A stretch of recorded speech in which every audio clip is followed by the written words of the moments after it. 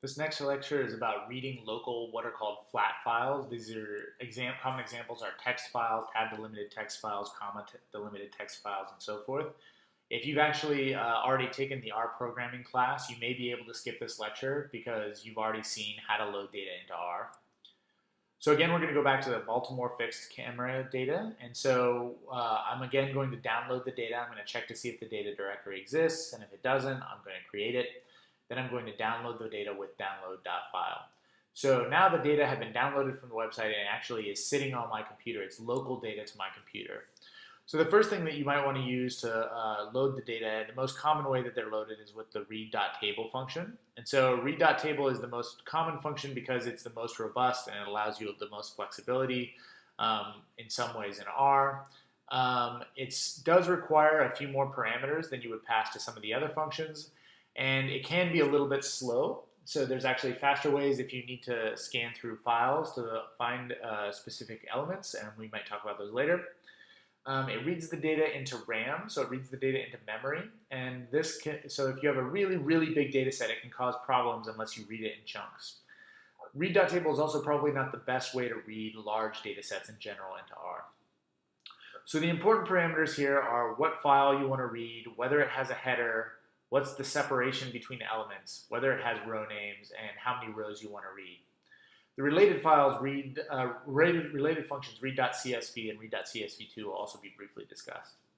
So if we want to read the camera data, we could try just sending it to read.table just like this. We say camera data is going to be the variable we're going to assign, and we're going to use the read.table command, and we're going to read the file cameras.csv.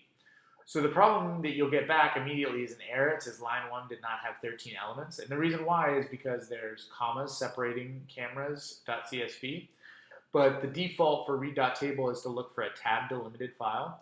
So if you actually try to look at this variable camera data, it doesn't exist because R wasn't able to read it in. So what we can do instead is read.table with setting the sep command. So this is the separation. We're going to set it equal to quotes, comma. And so what that does is it says, look through the file and assume that all the different values will be separated by commas. We're also going to tell it header equals true because the variable names are included at the top of each column in the file. So if we do that and assign the result to the camera data variable and then use the head command, this will look at the top few rows of that file. And so, for example, on the first row, now we have data on the first camera. It wraps around because of the way that the slide looks here. But each row has now been read into one row of the camera data variable. You can also use read.csv in the case that you have a CSV file. It automatically sets sep equal to the quote, comma, and it automatically sets header equals to true. And so if you have a CSV file, which is one of the most common flat formats that you'll see for data, you can use the read.csv command. Some more important parameters that you can pass, for example, to read.table is you can tell it quotes. So for example, you can say whether there are quoted values. If you say quote equals quote quote like that, you get no quotes in the file. Na.strings tell R what the character is that represents a missing value. So the most typical character that you'll see in R data sets is NA, but that character might also be -1 or 999.99 or something else. N rows tells you how many rows of the file to read. So for example, if you only want to read the first 10 lines of the file, you can use n rows equal to 10 as one of the arguments to the read.table function.